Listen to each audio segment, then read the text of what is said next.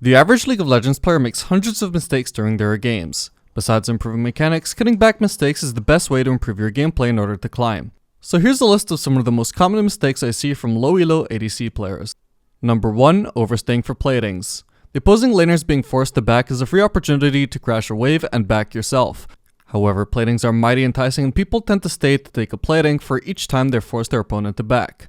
This is fine if you have time to shove another wave on top of this, since you'll still have time to get back and get back into lane before the enemies can shove your wave under turret. But earlier on into the game, you're basically giving up a full wave for each plating you go for, unless the plating was already low to begin with. If you were getting 160 gold per plating, then at least you'd be making up the gold and only missing out on XP, but since you typically split the plating gold with your support, you're basically staying to earn less gold. Make sure that if you're staying for a plating, the next enemy wave is close enough that you have enough time to shove it in before the enemy laners get back into lane, and that your champion has the wave clear necessary to shove it in, especially if you don't know if your support will use their abilities to help you clear the wave. If you can't shove in one more wave, then you basically just can't go for the plating. Mistake number 2. Not looking at the state of the map before leaving base. In the mid game, many players will typically just autopilot towards mid lane regardless of what the map actually looks like. Before you even leave the Sunwing platform, you should have already noted the wave state of every lane and where all of your teammates are, and where they're headed. If there's a big wave bot and no one is collecting that, then that's where you should be going. Always make informed decisions about where you're going to head out of base towards. Don't just autopilot towards mid and then realize you should have gone bot. Mistake number 3. Sharing lane farm. Related to number 2, make sure that you avoid sharing lane farm with your allies as much as you possibly can. Often the best place to be as the ADC is to be grouped mid, and that's where you'd like to get all your farm from so that you don't have to leave mid. But if your mid laner or top laner are already there and a side lane has a wave that's safe to push, then that's probably where you should go. In the long run, both you and your allies will lose drastic amounts of farm if you're all constantly trying to farm on the same lane.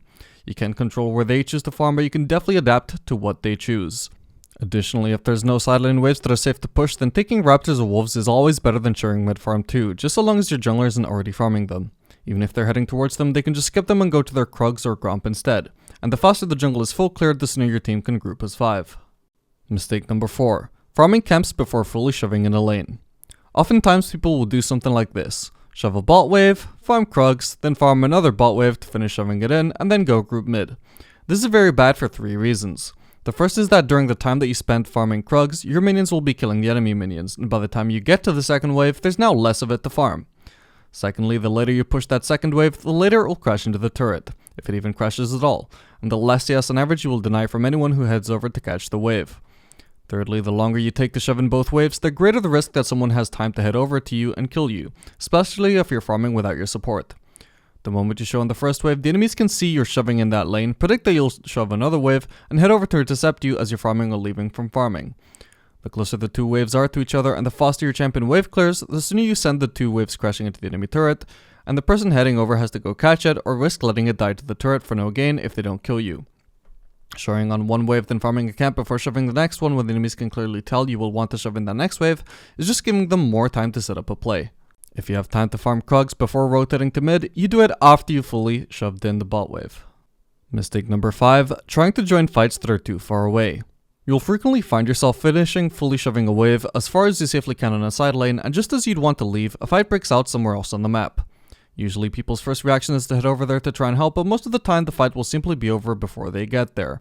Some level of judgment is required here to determine if you can actually get there in time to impact the fight, and what level of impact you would be able to have, but most of the time you'd be better off just continuing to push the lane you're already in for free farm, which is a guaranteed positive, and for the potential to maybe get a turret too if the fight goes on long enough and no one is able to stop you. Mistake number 6. Never cheesing. Level 1 cheeses are undeniably effective, especially in low elo. Whether you sit on the tri bush or just sit in one of the lane bushes and wait for the enemies to pop up, the cheesing duo almost always wins. Unless you have a drastically worse level 1 than the enemies, anytime you're not leashing, you should be pinging your support to come cheese with you. Tri-burst cheeses are very effective in low elo, but fall off in higher elos because often it'll be warded and the enemy jungler will come ambush you. Still, if you're low elo, then tri-burst cheeses will very rarely turn badly for you, so long as you play them right. For starting on blue side, cheesing through the river is an option and the best one if the enemies actually do path there. But there's also very little reason for the enemies to path there rather than just walking in through lane, so cheesing in the lane brush tends to be the best choice. That being said, it's also the worst choice for actually winning the fight because you're going to receive some more minion aggro than the enemies will. Still, even if you feel you can't risk a full fight, then just go for some quick poke onto the enemies as they enter the lane then back off, you'll still be starting off the lane with an advantage. Mistake number 7, dragging trades out for too long. Low elo players are masters of snatching defeat from the jaws of victory when it comes to trading. Typically the bot lanes will trade, one will win and the other will lose, so the losing party backs off to disengage the trade, and the winning party will chase them into their wave because they're winning the trade and want to keep it going.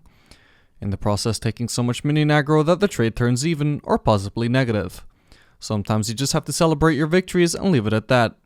You shouldn't keep pursuing the enemies into their wave unless you think you can kill them. Otherwise you'll take so much minion damage while they're retreating that it'll undo most or all of the advantage you gained from the good trade. Mistake number 8, not properly pushing for level 2.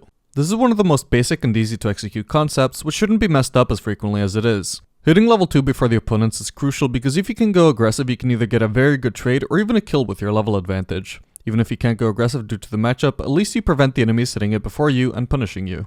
Additionally, as you're about to finish loss hitting the minions that'll give you level 2, you should already be walking forwards to abuse the level 2 power spike. If you're preemptively walking forwards and the enemies don't preemptively back off, they will take a bad trade and possibly die. In the last seconds before someone hits level 2, both sides should already know who's hitting level 2 first and play accordingly. Mistake number 9, over pushing on the first wave. Although you want to push for level 2, there's no point pushing too hard on the first wave since you won't hit level 2 on it.